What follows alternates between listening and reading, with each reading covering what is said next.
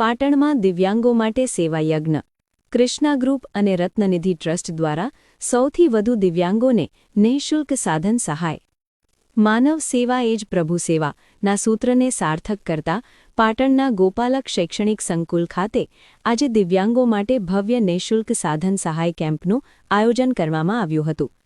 Patan Krishna group, ગોપાલક વિદ્યાલય અને મુંબઈના રત્નનિધિ charitable ટ્રસ્ટના સંયુક્ત ઉપક્રમે યોજાયેલા આ કેમ્પમાં પાટણ સહિત ઉત્તર ગુજરાતના વિવિધ જિલ્લાઓમાંથી દિવ્યાંગો ઉમટી પડ્યા હતા.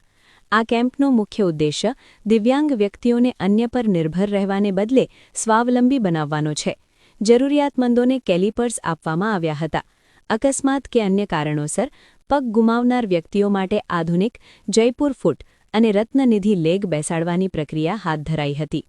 કૃષ્ણા ગ્રુપ પાટણના પ્રમુખ કિરણભાઈ દેસાઈએ વિગતો આપતા જણાવ્યું હતું કે આ કેમ્પમાં પાટણ ઉપરાંત વાવ, ખરાદ, બનાસકાંઠા અને મહેસાણા પંથકમાંથી 100થી વધુ દિવ્યાંગોએ લાભ લીધો છે.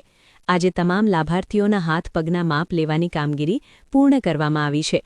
આગામી 15 દિવસમાં આ માપ મુજબના તૈયાર થયેલા કૃત્રિમ અંગોનું ફિટિંગ કરી આપવામાં આવશે, જેથી તેઓ આત્મનિર્ભર બની પોતાના રોજિંદા કામો સરળતાથી કરી શકશે.